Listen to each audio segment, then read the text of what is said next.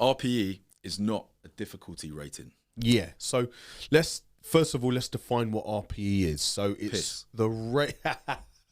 It's all piss. It's all piss. The rate of perceived exertion. Yeah, and I actually think the fault is in the name, because rate of perceived exertion. It's kind of this idea that like that felt 10-10 difficult, so it's RPE 10. Yeah. So what is true? True RPE 10 is not a single rep left in the tank. RPE 10 is failure. Yeah. Actual technical failure, yeah?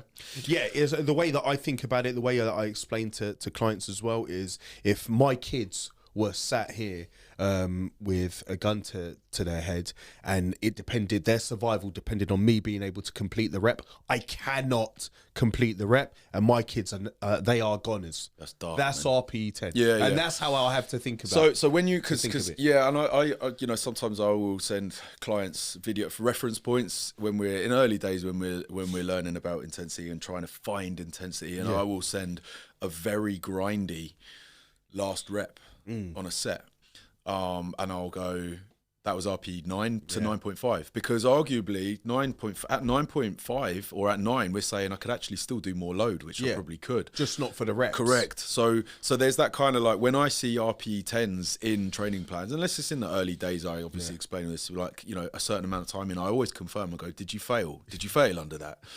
As in, like, if that was a leg press, did you have to pull yourself off the leg press? If that was on a hack squat, if that was on whatever machine, were you buried in the machine? Because that's RPE 10. So I think the idea of it being a difficulty rate, and again, this is what we're here to teach people. It's what I'm here to teach my clients, is to be honest with RPE, and it of course takes a long time, because we've all been there ourselves, but I've trained clients on their first ever session, and on a dumbbell press with, of course, not a lot of weight, everything's wobbling because there's not the proprioception, because there's not all the stabilizing. We're waking up muscles that have never been used. So someone failing that set and technically it's kind of too early to even class it as any sort of RPE. The RPE is not even useful to someone at that point, because you're trying to acquire the skill of proprioception, being able to lift with good technique. Aren't you? Correct.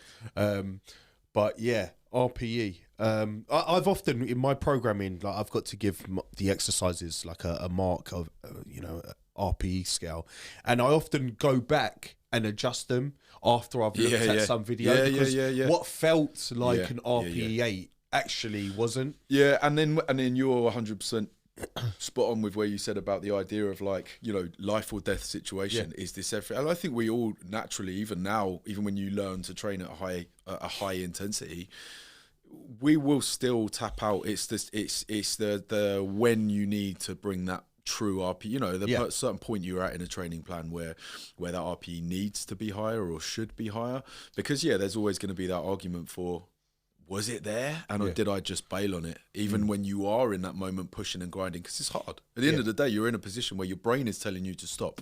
Your brain is telling you to stop doing what you're doing.